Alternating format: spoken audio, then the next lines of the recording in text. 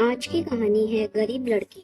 एक गांव में एक साहूकार अपने परिवार के साथ रहता था। परिवार में उसकी पत्नी, एक बेटी और एक बेटा थे। शानदार बंगला, नौकर चाकर, गाड़ियां और सब शानो शौकत का सामान था।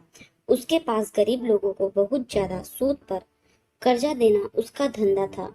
अक्सर लोग तंगी के दिनों में या किसी त्योहार या ब्याह शादी के मौके पर उस साहूकार से कर्जा लेते थे।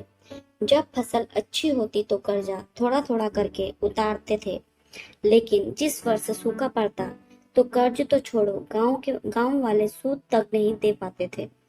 इसी का फायदा उठा वो साहूकार उनकी जमीनों पर कब्जा कर लेता है, कब्जा कर उन्हें बेच देता और खूब पैसे कमाता। इस धंधे में उसका बेटा भी उसकी मदद करता है। दोनों बाप बेटा हर समय किसी न किसी गरीब की जमीन हड़पने की योजना ही बनाते रहते। एक दिन शहर से एक व्यापारी आया और साहूकार से गांव में जमीन खरीदने की इच्छा बताई। साहूकार की खुशी का ठिकाना न रहा। घर बैठे बिठाए जमीनों का ग्राहक मिल गया। साहूकार ने उस व्यापारी को बहुत सी जमीनें दिखाई जो उसने कर्जे के बदले गांव वालों से हथिया ली थी, लेकिन उस व्यापारी को कोई भी जमीन पसंद न आई। गांव में घूमते हुए व्यापारी को एक जमीन का टुकड़ा पसंद आया। उसने साहूकार से उस जमीन के बारे में पूछा तो साहूकार सोच में डूब गया। असल में वो जमीन तो एक बिन माँ बाप की लड़की की थी जो वहां पर रहती थी। उस लड़की के माँ बाप ने साहूकार से 20,000 रुपये कर्जा लिया था, मगर उसे चुकाने से पहले ही उनकी मृत्यु हो गई।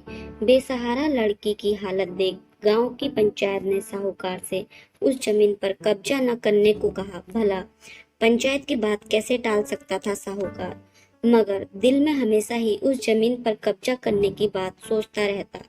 आज व्यापारी की इच्छा सुन उसका लालच बाहर आ गया और उसने जमीन पर कब्जे का मन बना लिया। कर्जे के सारे कागज ले वो उस लड़की के घर पहुंचा और कर्जा वापस करने की बात कही। जब उस लड़की ने अपनी दुर्दशा बताते हुए और समय मांगा तो साहूकार ने कब्जा करने की धमकी दी। कब्जे की धमकी सुन वह लड़की पंचायत मुखिया के पास गई और उसकी जमीन को बचाने की दुहाई लगाई। सारे गांव में ये बात आग की तरह फैल गई कि साहूकार उस बेसहारा लड़की की जमीन पर कब्जा करने वाला है। यह बात उड़ते उड़ते साहूकार की बेटी के कान में पड़ी। अपने पिता के लालच की बात सुन उसके मन में बहुत दुख हुआ। उसने अपने पिता से इस बारे में बात करने की कोशिश की, लेकिन साहूकार को तो बहुत बड़ा मुनाफा ही सिर्फ दिख रहा था। उसे बेसहारा लड़की की दुर्दशा या अपनी बेटी के निवेदन का कोई असर न हुआ। उसने उस जमीन पर कब्जे का ऐलान किया।